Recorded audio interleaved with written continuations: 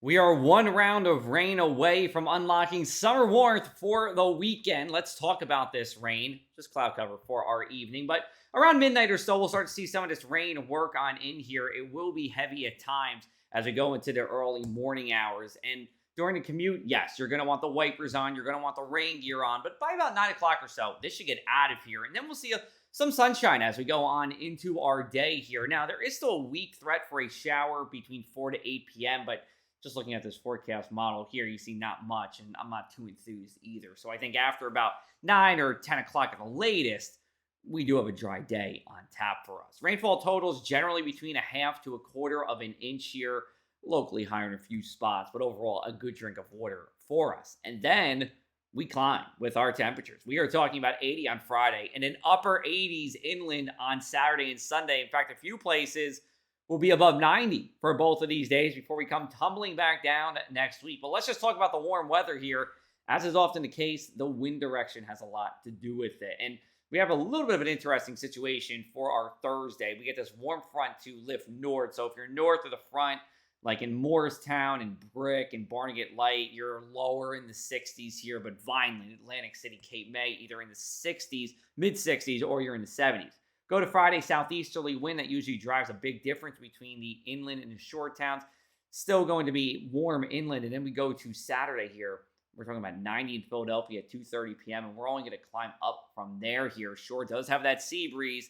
Still comfortable, though, but still going to have that cooling sea breeze at the beaches itself. Taking a look at our dew points. Haven't broken out this map yet. That's the first time for everything here on our new Max IBM system. We're dry with 50s for our dew points on Thursday. And then as we go into Friday, still staying relatively dry. A touch of humidity. That's usually what I call when you get above 60. And then we go to Saturday, then your hair is starting to feel it a little bit. Some of that frizz factor. And then Sunday should actually be the most humid day of this stretch. Dew point should be in the mid 60s inland. That's when you're starting to feel it. At the coast will be lower in the 60s. That has a lot to do with the fact that the shore will be cooler with the air temperature itself. Let's take a look at our planner for tonight.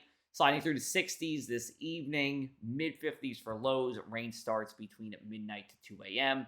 Same story over at the coast as well, except we'll just be in the 60s instead of sliding into the 60s this evening. For Thursday, rain, yes, through about 8 to 10 a.m., but then we will see some sunshine as we go on through the rest of your day. In fact, you're seeing sand forecast. We'll go with a partly sunny sky for your afternoon. Not the best day for the water for a few reasons. One, the water's cold. We have that risk of rip currents. And most importantly, there are no lifeguards at the beaches there. So you don't want to swim alone. Nice layout in the sand, though, with temperatures in the mid 70s. And then for Thursday night, 55 to 60 just about everywhere here with a mainly clear sky.